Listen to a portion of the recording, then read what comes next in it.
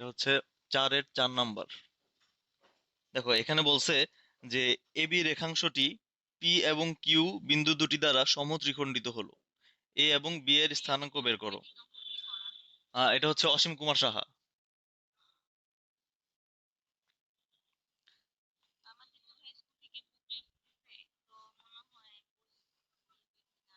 আচ্ছা, তোমাদের তোমাদের কোনটা কোনটা দিছে কলেজ থেকে? বই মোটামুটি। আচ্ছা, সমস্যা নেই, এসি আহমেদ থেকেও করানো যাবে। আমার কাছে এসি আহমেদ আছে, নেক্সট দিন থেকে আমরা এসি আহমেদ করবো না, এটা শেষ করে ফেলি, হ্যাঁ। আর অঙ্ক মানে অলমোস্ট তোমার 97% অঙ্ক একই, বুঝছো? দুই একটা অঙ্ক হচ্ছে এদিক সেদিক হইতে পারে, হ্যাঁ। অঙ্ক তেমন কোনো পার্থক্য নাই আসলে, যে কোনো একটা বই ফলো করলেই হবে, হ্যাঁ। আচ্ছা, তো আমরা বলতেছিলাম যে দেখো 4 নম্বর অঙ্কটায় বলা আছে যে এবি একটা রেখাংশ আছে, আর এই এবি রেখাংশকে পি এবং কিউ, এই দুইটা বিন্দু এবি রেখাংশকে সমান 3 ভাগে ভাগ করছে। এই পি এর স্থানাঙ্ক দেয়া আছে, পি এর স্থানাঙ্ক হচ্ছে 3 3, আর কিউ এর স্থানাঙ্ক হচ্ছে 8 5। এখন বলছে তোমাকে যে এ এবং বি এর স্থানাঙ্কটা বের করো। তো প্রথম কাজ হচ্ছে আমরা চিত্রটা আঁকবো। দেখো এখানে কিন্তু যে এ বি এর যে প্রান্তবিন্দু অর্থাৎ এ এবং বি এর স্থানাঙ্ক তোমাকে বের করতে হবে, হ্যাঁ। আচ্ছা, তার আগে কথা হচ্ছে যে যেহেতু তুমি গত ক্লাস করো নাই, সমত্রিখণ্ড সমত্রিখণ্ডন মানে কি? যে মনে করো এই যে এবি রেখাংশটা আছে, এই এবি রেখাংশকে ধরো যদি আমি সমান 3 ভাগে ভাগ করতে চাই, আমার কয়টা বিন্দু লাগবে? অবশ্যই দুইটা বিন্দু লাগবে। যে কোনো একটা রেখাংশকে যদি আমি সমান 3 ভাগে ভাগ করতে চাই, দুইটা বিন্দুর প্রয়োজন হবে, ঠিক আছে। তো ধরো এই হচ্ছে সেই পি বিন্দুটা, যার স্থানাঙ্ক হচ্ছে 3 3, আর এই হচ্ছে সেই কিউ বিন্দুটা, যার স্থানাঙ্ক হচ্ছে 8 5। তাহলে এই এবি রেখাংশকে পি এবং কিউ বিন্দু সমান 3টা ভাগে ভাগ করছে। এখন সমত্রিখণ্ডন বিন্দুর ক্ষেত্রে অর্থাৎ এই টাইপের প্রবলেমের ক্ষেত্রে আমরা হচ্ছে এইভাবে কাজগুলো করব। যেহেতু সমান 3 ভাগে ভাগ হয়েছে, দেখো এই প্রত্যেকটা ভাগের মান হচ্ছে আসলে কত, আমরা চিন্তা করতে পারি 1। যেহেতু সমান 3 ভাগে ভাগ হয়েছে, যে পুরা রেখাটাকে যদি আমরা 3 একক চিন্তা করি, প্রত্যেকটা ভাগ হচ্ছে কত, 3। প্রত্যেকটা ভাগ হচ্ছে 1 একক, ঠিক আছে। এখন দেখো বলেই দিছে তোমাকে যে পি হচ্ছে একটা সমত্রিখণ্ডন বিন্দু, ঠিক আছে। তো এখানে একটু চিত্রে খেয়াল করো, যে আমরা তাহলে এই জিনিসটা বলতে পারি যে পি বিন্দু নিয়ে যখন আমরা চিন্তা করব, তখন আমরা বলতে পারি যে পি বিন্দুটা এই এ বি যে রেখাংশ আছে, পি বিন্দু এ বি রেখাংশকে দেখো 1:2 অনুপাতে ভাগ করে। এখান থেকে এতটুকু কত, 1। তাহলে এই হচ্ছে আমাদের পি বিন্দুটা। আর দেখো এখান থেকে এতটুকু হচ্ছে আমাদের কত, 2। এতটুকু কি বুঝতে পারছো? যে পি বিন্দু যদি আমরা বলি, আমরা যদি পি বিন্দু নিয়ে চিন্তা করি, তাহলে পি বিন্দু এ বি রেখাংশকে এই যে 1:2 অনুপাতে ভাগ করছে, ঠিক আছে। এটা পি বিন্দু হলে এতটুকু তো বোঝাই যাচ্ছে 1, আর এতটুকু হচ্ছে কত হবে, 2। 1 + 1 2। আচ্ছা, আর আরেকটা জিনিস খেয়াল করো, এখানে তুমি যদি ওই দিক থেকে যদি কাজ করো, অর্থাৎ তুমি যদি বলো বি এ, তুমি যদি বলো যে পি বিন্দু বি এ রেখাংশকে কত অনুপাতে ভাগ করছো, তাহলে কি হবে বলো তো? আমি যদি বলি বি এ রেখাংশকে, তাহলে হবে দেখো 2:1 পি বিন্দুর সাপেক্ষে। এই যে 2, এখান থেকে এ পর্যন্ত 2, অর্থাৎ বি থেকে পি পর্যন্ত হচ্ছে 2, আর পি থেকে এ পর্যন্ত হচ্ছে 1। তাহলে তুমি সবসময় এটা খেয়াল রাখবা যে তুমি যে এ বি যদি বলো, তাহলে সেই ক্ষেত্রে তোমার দেখতে হবে যে মানে বিন্দুর অবস্থান, এবং সবসময় খেয়াল রাখতে হবে যে বিভক্তকারী বিন্দুর অবস্থান এবং হচ্ছে ওই প্রান্ত বিন্দুগুলার অবস্থান এবং অনুপাত, এই জিনিসগুলো সবসময় খেয়াল রাখতে হবে, হ্যাঁ। যে এখানে যদি আমি বলি যে পি বিন্দু এ বি কে কত অনুপাতে ভাগ করে, তাহলে হবে 1:2। আমি যদি বলি পি বিন্দুটা বি এ রেখাকে কত অনুপাতে ভাগ করে, তাহলে হবে কত, বি এ বললে হবে, হয়ে যাবে 2:1। ঠিক আছে। আর এখানে দেখো প্রশ্নে কিন্তু অনুপাতটা বলা নাই, তারপরেও আমরা হচ্ছে অনুপাতটা কিভাবে পাই গেলাম? যেহেতু আমাদের প্রশ্নে বলেই দিছে যে এই যে দুইটা বিন্দু, এই দুইটা বিন্দু হচ্ছে সমত্রিখণ্ডক, এবি এর সমত্রিখণ্ডক। আর সমত্রিখণ্ডক মানেই কেসটা হচ্ছে এরকম, ঠিক আছে, সমান 3টা ভাগ। ওই ক্ষেত্রে আমরা অনুপাতটা এইভাবে পেয়ে যাই, হ্যাঁ। আচ্ছা, তো এই অঙ্কটার জন্য আর আমাদের আঁকার দরকার নাই, ওই কার্তেশীয় স্থানাঙ্ক দিয়ে দেখানোর দরকার নেই, আমরা জাস্ট নর্মালি হচ্ছে এঁকে ফেলি। যে এই হচ্ছে মনে করো এ, আর তাহলে আমরা এ এর স্থানাঙ্ক ধরে নেই যে এ এর স্থানাঙ্ক হচ্ছে x1 y1, আর আমাদের বি এর স্থানাঙ্ক হচ্ছে x2 y2। তাহলে এখানে মনে করো হচ্ছে আমাদের পি বিন্দুটা আছে, যার স্থানাঙ্ক হচ্ছে 3,3, আর এখানে মনে করো হচ্ছে কিউ বিন্দু আছে যার স্থানাঙ্ক হচ্ছে 8, 5। ঠিক আছে। আচ্ছা, তাহলে হচ্ছে আমরা এরকম বলতে পারি যে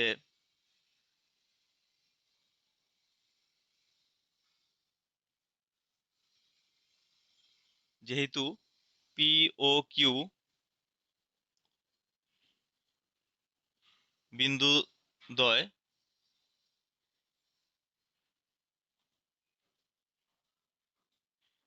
এবি রেখাংশের সমত্রিখণ্ডক বিন্দু, সমত্রিখণ্ডক বিন্দু, তাহলে আমরা যদি এখন পি নিয়ে কাজ করি, পি এর বেলায় বলবো যে পি এবি কে 1:2 অনুপাতে ভাগ করে। ঠিক আছে। বা এখানে যেহেতু না লিখে এখানে তুমি বলো যে দেয়া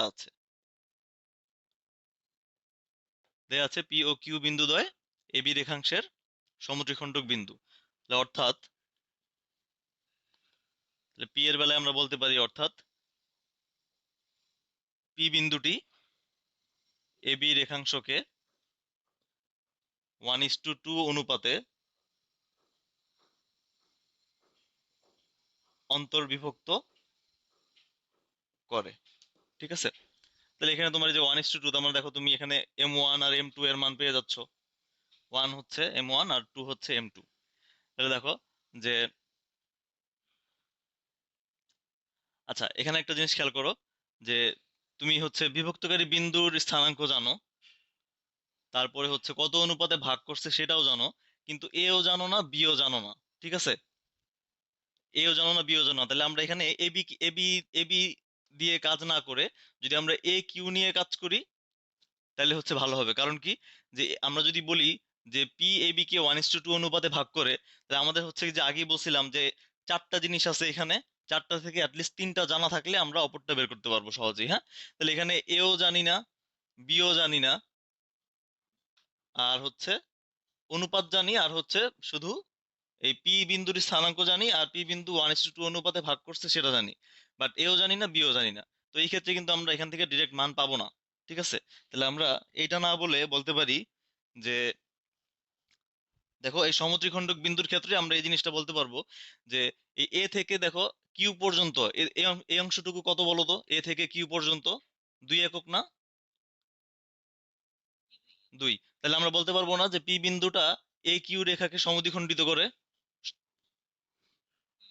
কারণ হচ্ছে একমাত্র সমদ্বিখণ্ডক বিন্দু হইলে আমরা এই জিনিসগুলো বলতে পারবো। হ্যাঁ, তাহলে আমরা হচ্ছে ওই কথাটা আগে এখানে লিখছি যে পি ও কিউ বিন্দু দ্বয় এবি রেখাংশের সমদ্বিখণ্ডক বিন্দু। তাহলে আমরা এখানে লিখতে পারি সুতরাং, পি বিন্দুটি, এ কিউ রেখাকে বা এই কিউ রেখাংশকে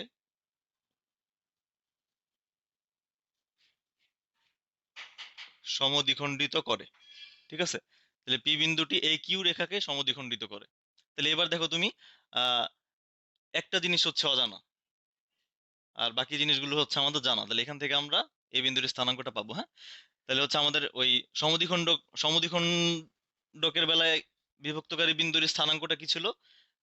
এক্স ইকুয়াল টু ছিল x1 + x2 ডিভাইডেড বাই 2, আর ওয়াই স্থানাঙ্কটা কি ছিল? y1 + y2 divided by 2। ঠিক আছে। আচ্ছা, তাহলে দেখো এই এক্স এবং এই ওয়াই, এটা কি বুঝতে পারছো? এটা হচ্ছে বিভক্তকারী বিন্দুর এক্স স্থানাঙ্ক এবং ওয়াই স্থানাঙ্ক। হ্যাঁ, তাহলে আমাদের এখানে বিভক্তকারী বিন্দুকে পি, তাহলে সুতরাং পি এর এক্স স্থানাঙ্ক তার মানে 3 equal to x1 + x2 divided by 2। অর্থাৎ এই যে এ কিউ যে বলতেছি, এর এক্স স্থানাঙ্কটা হচ্ছে x1 আর কিউ এর এক্স স্থানাঙ্কটা হচ্ছে কত? x2। ঠিক আছে। তাহলে এ কিউ অর্থাৎ এ এবং কিউ বিন্দুর ভুজ, তাহলে x1 তো x1ই, প্লাস কিউ এর এক্স স্থানাঙ্কটা কত? 8 ডিভাইডেড বাই 2।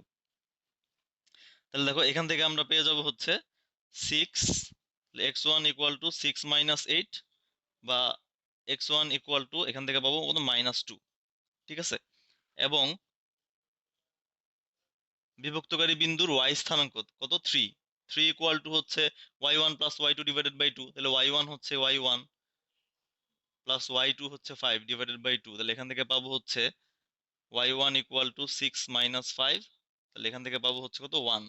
তার মানে দেখো আমরা এখান থেকে হচ্ছে, সুতরাং পি বিন্দুর স্থানাঙ্কটা পেয়ে গেলাম কত -2 কমা, সরি, পি বিন্দু বলতেছি, এ বিন্দুর স্থানাঙ্ক, হ্যাঁ, এ বিন্দুর স্থানাঙ্ক কত পেলাম -2, 1।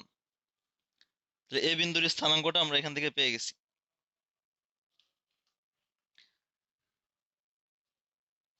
তাহলে আমাদের এ জানা হয়ে গেল, এ হচ্ছে -2, 1। তাহলে এবার বলো তো বি বিন্দুর স্থানাঙ্কটা তুমি কিভাবে বের করবা?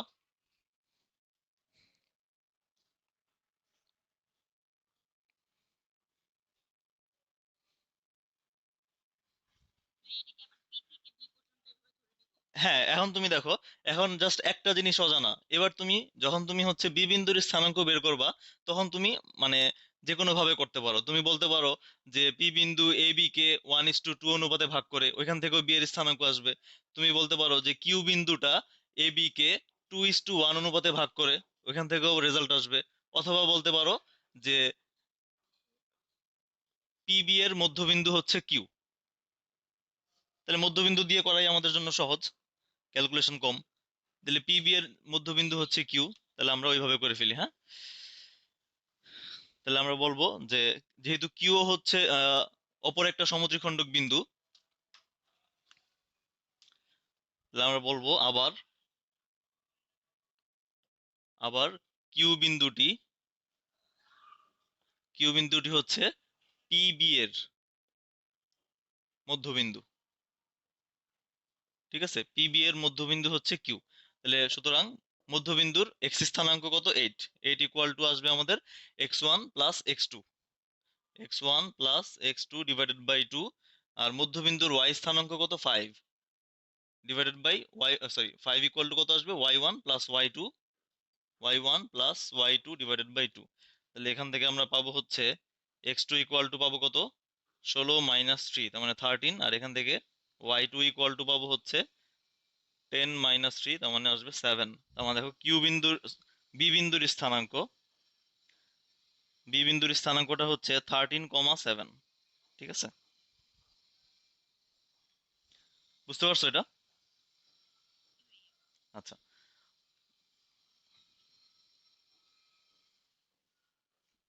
মুছে ফেললাম, হ্যাঁ।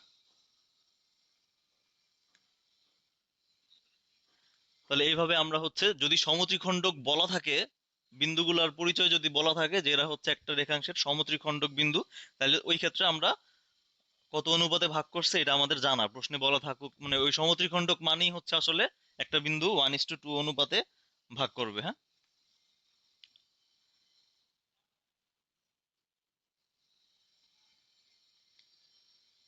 আচ্ছা, আর আরেকটা সূত্র আমাদের এখানে ছিল, এটা এটা একটু সংক্ষেপে তোমার বলে দেই। যে ধরো একটা ত্রিভুজ আছে, এই ত্রিভুজের তিনটা শীর্ষবিন্দু জানা আছে। ধরো এ হচ্ছে x1 y1, বি এর স্থানাঙ্ক হচ্ছে x2 y2, আর সি এর স্থানাঙ্ক হচ্ছে x3 y3। এখন বললো যে ত্রিভুজের ভরকেন্দ্রের স্থানাঙ্ক বের করো। ঠিক আছে, তাহলে ভরকেন্দ্র মনে মনে আছে কি? ত্রিভুজের ভরকেন্দ্র কাকে বলে?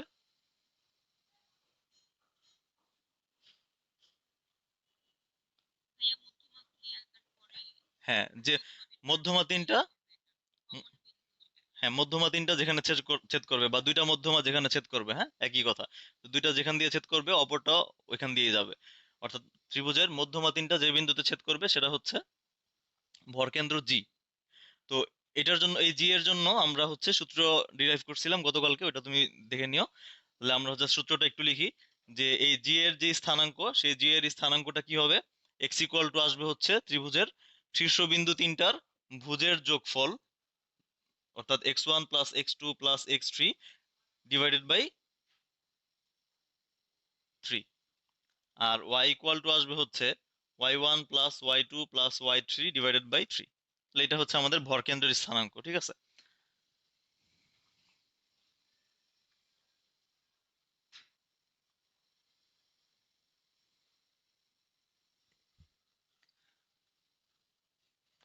আচ্ছা, তো আমাদের হচ্ছে 5 নম্বর এরকম একটা অঙ্ক দেয়া আছে,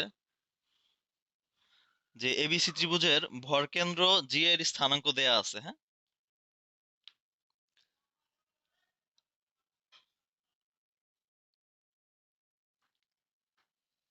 ধরো আমাদের একটা ত্রিভুজ আছে এরকম,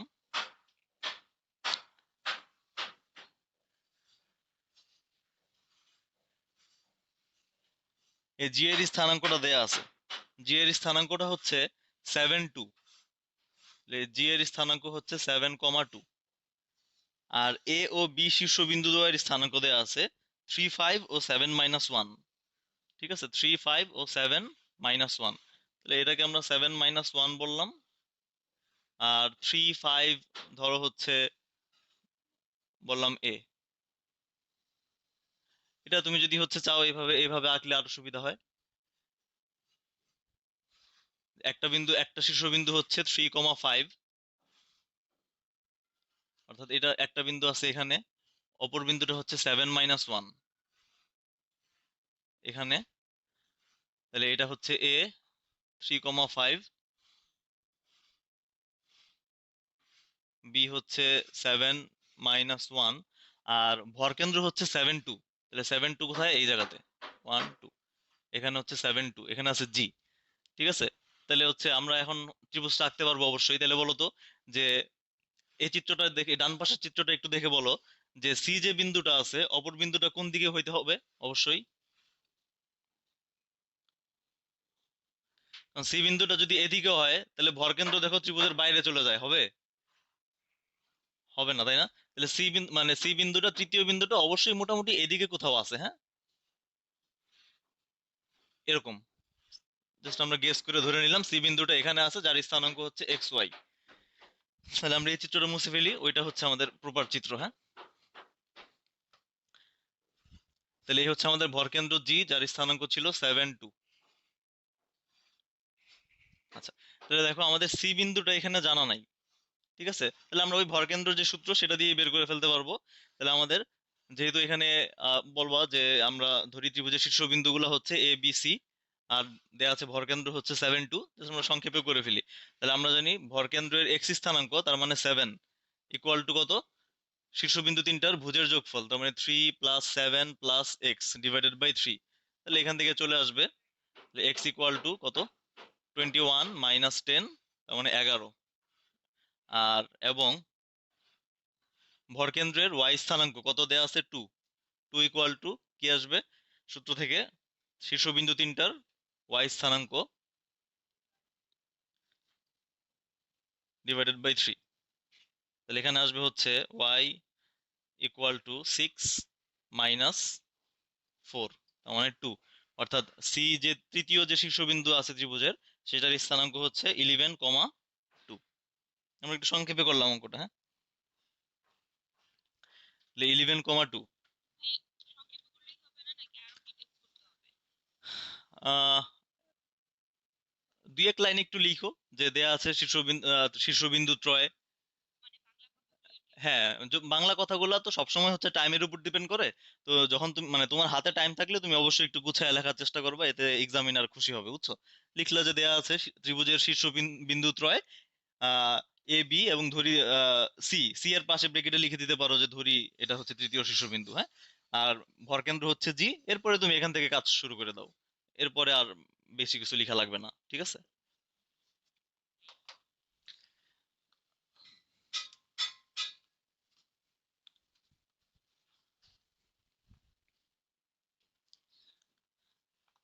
আচ্ছা, এরপরে 6-1 নাম্বার আরেকটা টাইপের অঙ্ক দেখি। এখানে দেখো বলা আছে দুইটা বিন্দু দেয়া আছে, তো একটা বিন্দুর নাম আমরা দেই, যে ধরি ধরি এ বিন্দু 7 7, এই বিন্দুটার নাম হচ্ছে এ। আর -5 - 10, এই বিন্দুটার নাম হচ্ছে বি। ঠিক আছে, বলছে যে এই বিন্দু দ্বয়ের সংযোগ রেখাংশকে এক্স অক্ষ যে অনুপাতে ভাগ করে সেই অনুপাতটা বের করো। এক্স অক্ষ যে অনুপাতে ভাগ করে সেটা। তাহলে কি বলছে আমাদের দেখো, এখানে বলছে হচ্ছে যে একটা বিন্দু কোথায়? 7 7।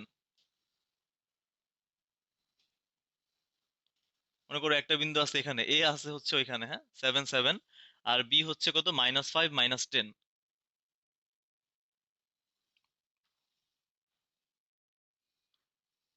এখানে মনে করো আছে হচ্ছে বি।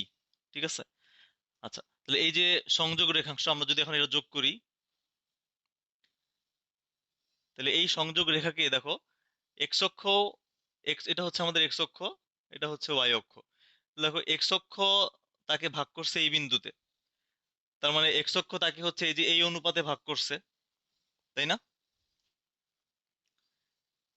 সেই অনুপাতটা বের করতে বলছে, হ্যাঁ। তাহলে আমরা ধরে নেই যে এবি রেখাংশকে এক্স অক্ষ পি বিন্দুতে, পি এর স্থানাঙ্ক বলি y x one y one, বা শুধুমাত্র এক্স ওয়াই লিখি, হ্যাঁ। আমাদের এখানে আর কিছু নাই, শুধু এক্স ওয়াই লিখলেই হবে। তাহলে আমরা এখানে একটু লিখি যে ধরি এবি রেখাকে এক্স অক্ষ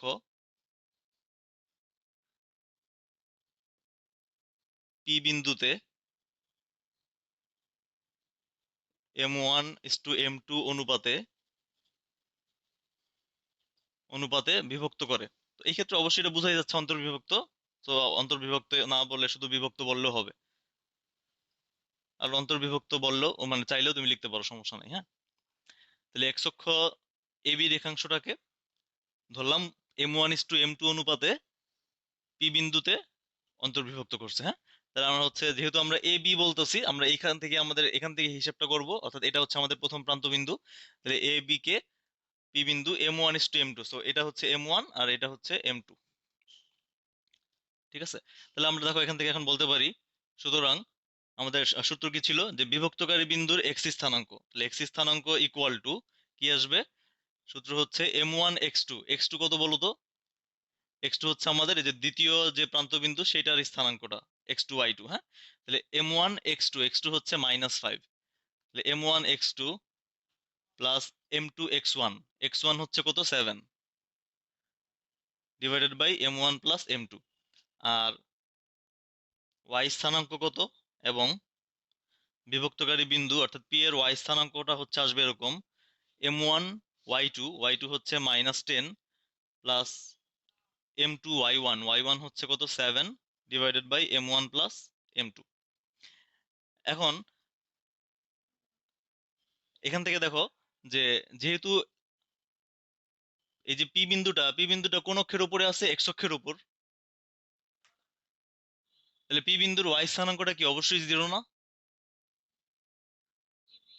তাহলে পি বিন্দুর স্থানাঙ্কটা, ওয়াই স্থানাঙ্ক অবশ্যই জিরো, যেহেতু পি বিন্দুটা এক্স অক্ষের উপরে আছে। তাহলে আমরা এখান থেকে বলতে পারি যে এই লাইন থেকে এদিকে নিয়ে আসো, সরি এই পি বিন্দুর ওয়াই স্থানাঙ্ক কোনটা, পি বিন্দুর ওয়াই স্থানাঙ্ক হচ্ছে যে এইটা, হ্যাঁ। তো আমরা এই লাইন থেকে বলতে পারবো, দ্বিতীয় লাইনে বলতে পারবো, বা এই ওয়াই এর মানটা অবশ্যই জিরো, যেহেতু এটা হচ্ছে এক্স অক্ষের উপরে আছে। আর তাহলে এখান থেকে বাকিটুকু কি আসবে, -10 m1 plus 7 m2 divided by m one plus m two, বা আর গুণন করে দাও, তাহলে হয়ে যাবে হচ্ছে কত, 10 m1 ইকুয়াল টু 7 m2, বা এটাকে এই ফরম্যাটে লেখো, m1 divided by m2 equal to 7/10। সুতরাং m1 অনুপাত m2 ইকুয়াল টু 7:10। তাহলে দেখো এই যে এই অংশটুকু হচ্ছে 7 আর এই বড় অংশটুকু হচ্ছে 10, ঠিক আছে। তাহলে হচ্ছে এক্স অক্ষ এবি রেখাংশকে 7:10 অনুপাতে বিভক্ত করে, হ্যাঁ। তো যখন দেখবা যে তোমাকে হচ্ছে কোনো একটা অক্ষ একটা রেখাকে কত অনুপাতে ভাগ করছে, বা ওই বিভক্তকারী বিন্দুর স্থানাঙ্ক কত, যখন এই টাইপের প্রবলেম গুলো আসবে, তখন এক্স অক্ষের স্থানাঙ্ক তুমি যখন বের করবা, সবসময় মাথা রাখবা যে এক্স অক্ষের উপরে ওই বিভক্তকারী বিন্দুটা যে অবস্থিত সেটার ওয়াই স্থানাঙ্কটা অবশ্যই হচ্ছে জিরো। আর যদি এখন দেখো, আমরা যদি বলি যে ওয়াই অক্ষ এবি রেখাংশকে কত অনুপাতে ভাগ করছে সেটাও তুমি বের করতে পারবা। তাহলে ওয়াই অক্ষ ভাগ যখন করছে, অর্থাৎ এই বিন্দুটা আমরা যদি একটা নাম দিই, এটার যে কিউ যদি বলি যে এবি রেখাংশকে ওয়াই অক্ষ কিউ বিন্দুতে হচ্ছে যদি বললাম অন্তর্বিভক্ত করে, তাহলে এই কিউ বিন্দুটা যখন তুমি বের করবা, কিউ বিন্দুর এক্স স্থানাঙ্কটা অবশ্যই কি আসবে, জিরো আসবে, ঠিক আছে। ওইখান থেকে তুমি অনুপাতটা এভাবে সহজে চলে আসবে, হ্যাঁ। বুঝতে পারছো?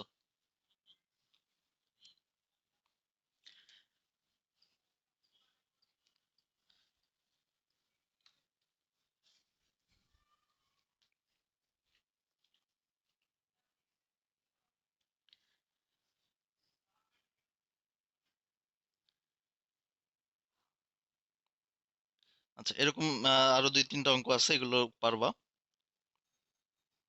আমরা 7-এর 1 নাম্বার দেখি। আচ্ছা, দেখো এখানে বলছে এবিসিডি হচ্ছে একটি আয়তক্ষেত্র। এই আয়তক্ষেত্রের 3টা শীর্ষবিন্দু দেয়া আছে, হ্যাঁ। তাহলে একটা হচ্ছে এ, যার স্থানাঙ্ক হচ্ছে 3,2। আরেকটা হচ্ছে বি, বি এর স্থানাঙ্ক হচ্ছে 2,-1। আর সি এর স্থানাঙ্ক হচ্ছে 8,-3। ডি এর স্থানাঙ্কটা আমাদের জানা নাই, এটা বের করতে বলছে। তাহলে আয়তক্ষেত্র এবিসিডি একটা আয়তক্ষেত্র বলা আছে, এই 3টা শীর্ষবিন্দু দেওয়া আছে, চতুর্থ শীর্ষবিন্দু ডি এর স্থানাঙ্ক বের করো এবং আয়তক্ষেত্রের ক্ষেত্রফল বের করো। ঠিক আছে, তো প্রথম কাজ হচ্ছে তুমি চিত্রটা এঁকে ফেলো।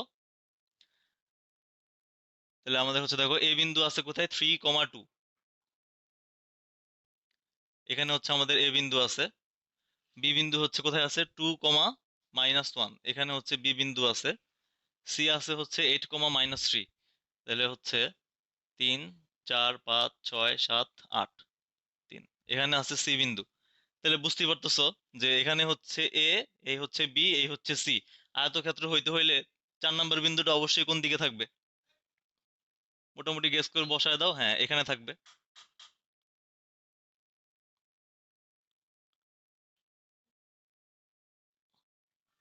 তাহলে এই হচ্ছে আমাদের ডি বিন্দু, যার স্থানাঙ্ক বললাম আমরা XY। ঠিক আছে, এখন এই ডি বিন্দুর স্থানাঙ্কটা তোমাকে বের করতে হবে, হ্যাঁ।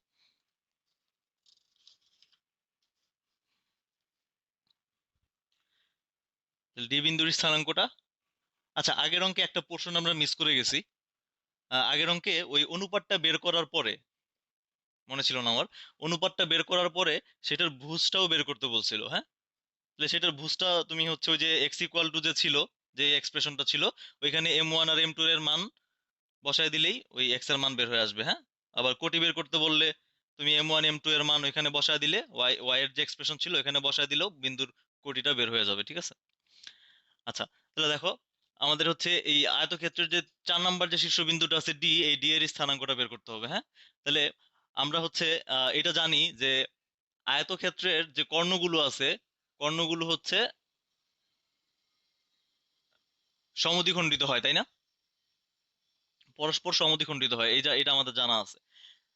তাহলে এটা এই বিন্দুটার একটা নাম দিয়ে দিই আমরা, মনে করো এই বিন্দুটার নাম বললাম হচ্ছে পি। তাহলে আমরা বলি যে ধরি এবিসিডি আয়তক্ষেত্রের,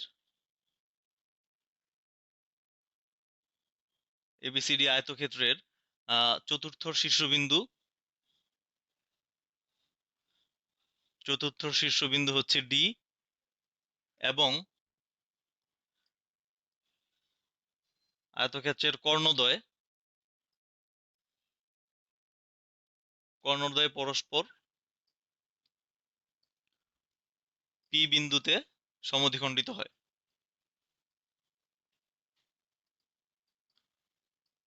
পি বিন্দুতে সমদ্বিখণ্ডিত হয়। কর্ণদ্বয় কি কি, একটা হচ্ছে এসি আর একটা হচ্ছে বিডি। একটু এখানে লিখে দিতে পারো যে কর্ণদ্বয় এসি ও বিডি।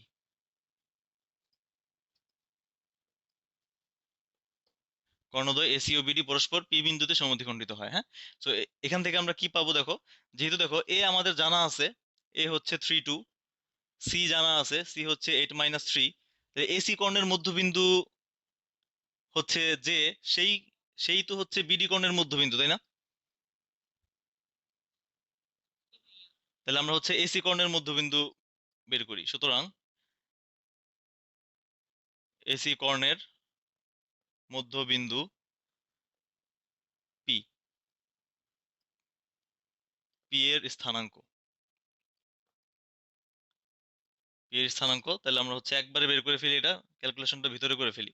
তাহলে যেহেতু মধ্যবিন্দু, তাহলে মধ্যবিন্দুর সূত্রটা কি, এসি কর্ণ বলতেছি, তাহলে এটা হচ্ছে আমার এ হচ্ছে প্রথম বিন্দু, সি হচ্ছে দ্বিতীয় বিন্দু। তাহলে x1 + x2, তার মানে 3 + 8/2, এটা হচ্ছে এক্স স্থানাঙ্ক। ওয়াই স্থানাঙ্ক কত, y1 + y2, তার মানে 2 - 3 ডিভাইডেড বাই 2। তাহলে এটা হচ্ছে আমাদের পি বিন্দুর স্থানাঙ্ক। তাহলে এখানে কত আসবে দেখো, 11/2, এখানে আসবে -1/2। ঠিক আছে, তাহলে পি বিন্দুর স্থানাঙ্কটা হচ্ছে 11/2 কমা মাইনাস হাফ। তাহলে এই পি বিন্দুটাই তো হচ্ছে আবার ওই বিডি কর্ণের বেলাতেও মধ্যবিন্দু। সো আমরা এখন আবার বলতে পারি যে আবার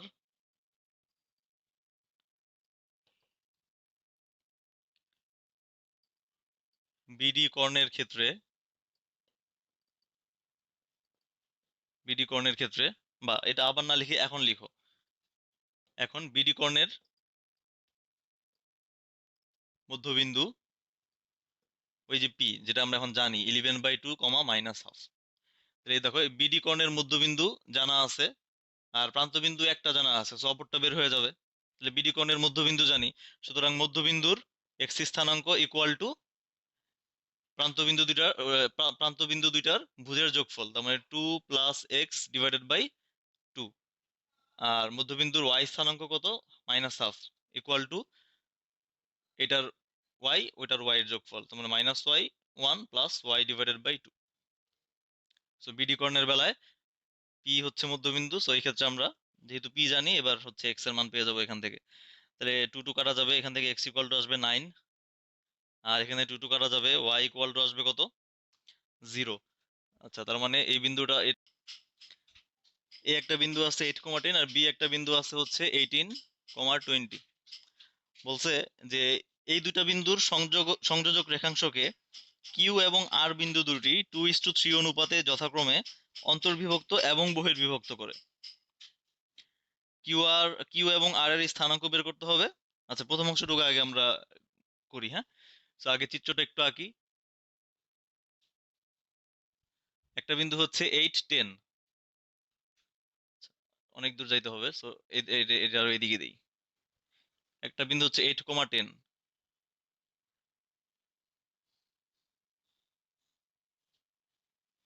মোটামুটি এই জায়গায় ধরো আর কি, বা একটু নিচে নিই।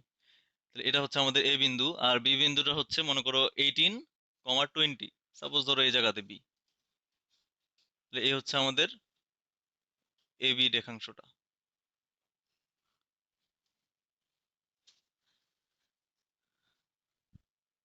ঠিক আছে, বা এটা তুমি এটা মুছো, এটা মুছেই ফেলে, এটা মুছেই করো, সমস্যা নেই। জাস্ট আমরা হচ্ছে একটা রেখা আঁকি এ বি। এ এর স্থানাঙ্ক জানা আছে 8,10, আর বি হচ্ছে 18,20। আচ্ছা, এখন বলছে যে এই রেখাংশটাকে কিউ বিন্দু এবং আর বিন্দু যথাক্রমে অন্তর্বিভক্ত করছে এবং বহির্বিভক্ত করছে, তার মানে কিউ বিন্দু হচ্ছে একে অন্তর্বিভক্ত করছে, হ্যাঁ। তো খেয়াল করো যে এ বি যে রেখাংশ আছে সেটাকে কিউ বিন্দু বলা আছে 2:3 অনুপাতে অন্তর্বিভক্ত করছে। সো এ থেকেই আমার শুরু হবে, সো 2:3, তাহলে বোঝা যাচ্ছে একটু এই অংশটা একটু বড় হবে, এটা 2 আর এটা হচ্ছে প্রশ্ন অনুযায়ী 3। তাহলে এটা হচ্ছে আমাদের কিউ বিন্দুটা, ঠিক আছে। তাহলে দেখো মিলাই দেখো এবার, এ বি রেখাংশকে কিউ বিন্দু 2:3 অনুপাতে অন্তর্বিভক্ত করলো, হ্যাঁ। এটা হচ্ছে আমাদের প্রথম অংশ। তাহলে প্রথম অংশটা আগে করে ফেলি। তাহলে এখন তুমি কিউ বিন্দুর স্থানাঙ্কটা খুব সহজেই বের করতে পারবা। প্রান্ত বিন্দুগুলো জানা, কত অনুপাতে ভাগ করছে সেটা জানা। আমরা যদি ধরে নিই যে কিউ বিন্দুর স্থানাঙ্ক হচ্ছে মনে করো x1 আর y1, তাহলে কিউ বিন্দুর স্থানাঙ্কটা দেখো আমরা খুব সহজেই বের করে ফেলতে পারি।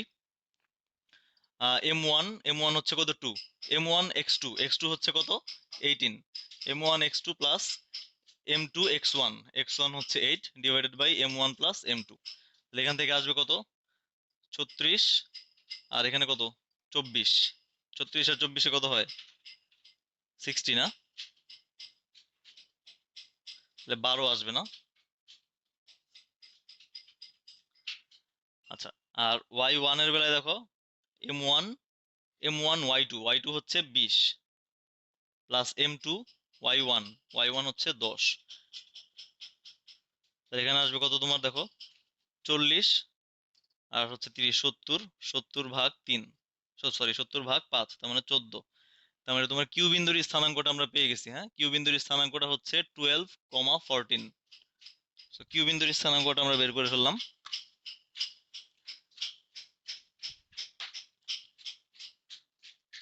আচ্ছা, এর পরের অংশ আমাদের কি বলছে দেখো, এর পরের অংশ বলছে যে আর বিন্দু এবি কে 2:3 অনুপাতে বহির্বিভক্ত করছে। সো আর বিন্দুটা হচ্ছে অবশ্যই কোথায় আছে, বাইরে আছে, এখানে মনে করো সাপোজ। হ্যাঁ, তো আর বিন্দু, এখানে হচ্ছে আমাদের আর বিন্দু আছে, আর বিন্দু এ বি কে 2:3 অনুপাতে বহির্বিভক্ত করছে। তার মানে এই এ থেকে আর পর্যন্ত দূরত্বটা হচ্ছে, আচ্ছা এখানে একটা ব্যাপার আছে খেয়াল করো, আমরা যদি আর বিন্দুটা এই এ বি এর ডান পাশে নেই, দেখো কি হয় আমাদের বহির্বিভক্তের সংজ্ঞা অনুযায়ী কি ছিল, যে আর বিন্দু যদি বহির্বিভক্ত করে এ বি কে, তাহলে কি আসবে দেখো, A R divided by B R equal to M1/M2। ব্যাপারটা এরকম না? এই প্রথম প্রান্ত বিন্দু থেকে ওই বিভক্তকারী বিন্দু পর্যন্ত দূরত্ব হচ্ছে M1, আর দ্বিতীয় প্রান্ত বিন্দু থেকে ওই বিন্দু পর্যন্ত দূরত্ব হচ্ছে M2। তাহলে আমাদের দেখো এই M1 আর M2 টা দেয়া আছে 2/3, ঠিক আছে। বাট এখানে খেয়াল করো যে আর বিন্দুটা যদি আমরা ওই ওই ডান দিকে নেই, এ বি এর ডান দিকে, তাহলে কিন্তু আমাদের এটার সাথে মিলতেছে না। কারণ দেখো এ থেকে আর পর্যন্ত অর্থাৎ এই টোটালটা হচ্ছে 2, আর বি থেকে আর পর্যন্ত 3। এটা কি মানে তোমার মানে যাচ্ছে জিনিসটা? যাচ্ছে না, কারণ হ্যাঁ, তার মানে অবশ্যই বাম দিকে নিতে হবে। হ্যাঁ, তো এই জিনিসটা একটু খেয়াল রাখবা, কারণ এখানে এ আর হচ্ছে বড় এদিকে যদি নেই, বাট এখানে তো এ আর ছোট দেখাচ্ছে। হ্যাঁ, তো আমাদের নিতে হবে আসলে আর বিন্দুটা ডান পাশে, সরি বাম পাশে। So, এদিকে যদি আমরা নেই তাহলে দেখবা, দেখো মিলবে এটা, যে এবারে যে এ থেকে আর পর্যন্ত প্রথম প্রান্ত বিন্দু থেকে এই পর্যন্ত দূরত্ব 2, আর এই দ্বিতীয় প্রান্ত বিন্দু থেকে এই পর্যন্ত দূরত্ব হচ্ছে 3। এবার দেখো মিলছে। হ্যাঁ, সো আর এর স্থানাঙ্ক ধরে নাও x2, y2। তাহলে সুতরাং x2 ইকুয়াল টু কি আসবে, x2 ইকুয়াল টু আসবে হচ্ছে m1 m1 x2 m1 x2 x2 কত, x2 হচ্ছে আমাদের ওই যে 18। আমরা কিন্তু এ বি রেখাংশই বলতেছি, সো আমাদের বি হচ্ছে দ্বিতীয় প্রান্ত বিন্দু। সো m1 x2 বহির্বিভক্ত ক্ষেত্রে মাইনাস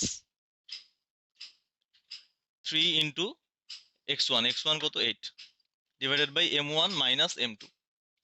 তাহলে কত আসবে, 36 মাইনাস এখানে কত 24 ডিভাইডেড বাই -1, কত হয়, -12 না?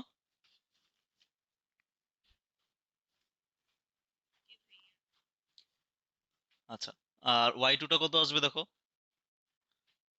আর বিন্দুর y স্থানাঙ্কটা m1 into y2, y2 হচ্ছে 10 মাইনাস m2 ইন্টু, সরি এটা m1 y2, y2 হচ্ছে 20, আর m2 y1, y1 হচ্ছে 10 divided by m1 minus m2।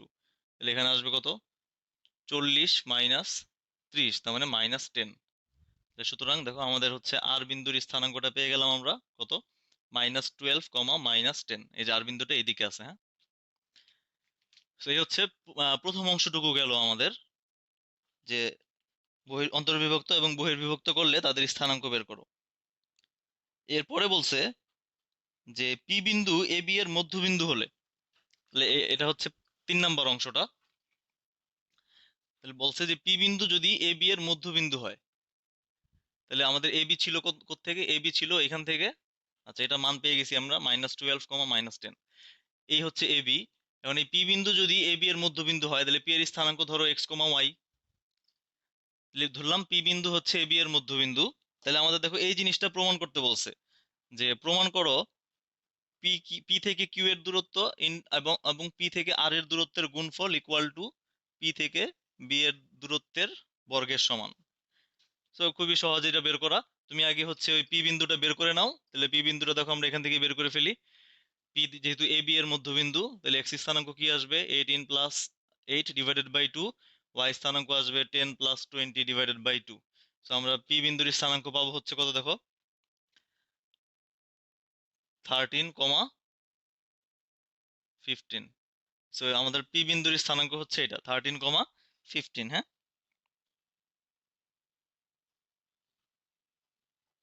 আচ্ছা এবার তাহলে এই বাকি জিনিসগুলো জাস্ট বের করো। বের করলেই তুমি হচ্ছে দেখবা যে পি কিউ বের করো। সব তো স্থানাঙ্ক জানা আছে। পি কিউ বের করলা, পি আর বের করলা, বের করে এই দুইটা গুণ করো, গুণ করলে তুমি এই বাম পাশটা পেয়ে যাবা। আর পি থেকে বি এর দূরত্ব বের করো, দূরত্ব বের করে ওইটার বর্গ করে দাও, বর্গ করলে দেখবা যে আসলে এই দুইটার গুণফলের সমান আসছে। ঠিক আছে, তো এই পরের অংশটুকু পারবা আশা করি। হ্যাঁ, আচ্ছা, আমাদের আর একটা অঙ্ক বাকি আছে এই চ্যাপ্টারের, লাস্ট অঙ্ক এটা, 8-এর 2, সরি 2।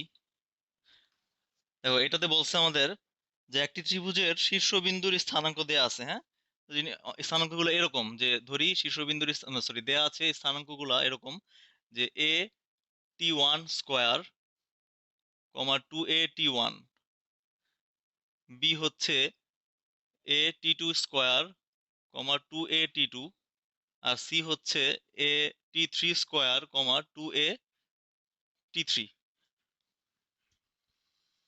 ঠিক আছে, তো এগুলো হচ্ছে ত্রিভুজের শীর্ষবিন্দু তিনটার স্থানাঙ্ক। হ্যাঁ,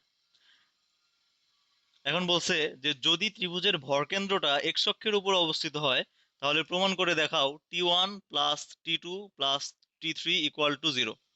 শর্ত হচ্ছে ত্রিভুজের ভরকেন্দ্র অর্থাৎ যে জি, এই ভরকেন্দ্রটা হচ্ছে এক্স অক্ষের উপর অবস্থিত। তাহলে ভরকেন্দ্র এক্স অক্ষের উপর অবস্থিত মানে ভরকেন্দ্রের ওয়াই স্থানাঙ্ক 0, এটা শর্তে বলে দিছে তোমাকে। হ্যাঁ, তো এটার জন্য তুমি চাইলে চিত্র আঁকতে পারো বা চিত্র ছাড়াও করতে পারো, কোনো সমস্যা নাই। হ্যাঁ, কারণ যেহেতু আমাদের এখানে এগুলো সব প্যারামিটার, কোনো মান দেয়া নাই, তো তুমি হচ্ছে একদম সলিড চিত্র পাবা না এখান থেকে। জাস্ট হচ্ছে নর্মালি যদি গেস করে আঁকতে পারো, না আঁকলেও সমস্যা নাই। তো আমরা সরাসরি তাহলে অঙ্কটা করে ফেলতে পারবো এখান থেকে। তাহলে হচ্ছে দেয়া আছে ত্রিভুজের শীর্ষবিন্দু ত্রয় এত, লিখলা ধরি ত্রিভুজের ভরকেন্দ্র জি, সুতরাং জি এর স্থানাঙ্ক এক্স ইকুয়াল টু কি আসবে আমরা জানি, শীর্ষবিন্দু তিনটার ভুজের যোগফল a t1 square + a t2 square + a t3 square ÷ 3। মানে এটা আমাদের আসলে লাগবে না এখানে। হ্যাঁ, লাগবে কোনটা, ওয়াই স্থানাঙ্কটা। ওয়াই স্থানাঙ্ক কত, দেখো 2a t1 + 2a t2 + 2a t3 এখন আমাদের শর্ত মতে দেখো বলছে যে, আমরা এখানেই লিখে ফেলি একটু সংক্ষেপে। শর্ত মতে হচ্ছে কি আসবে, এটা ইকুয়াল টু আসলে 0 আসবে, ওয়াই এর মানটা 0 আসবে, তাই না? তুমি সাইড নোট দিয়ে দিতে পারো যে যেহেতু জি এক্স অক্ষের উপর অবস্থিত। হ্যাঁ, তাহলে ভালো হয়, যেহেতু জি এক্স অক্ষের উপর অবস্থিত। আচ্ছা, তাহলে এখান থেকে তুমি এখন দেখো, এখান থেকে হিসাব টিসাব করলে ওইটা চলে আসবে। এটা চলে গেল, 2 কমন, 2a কমন নিলা,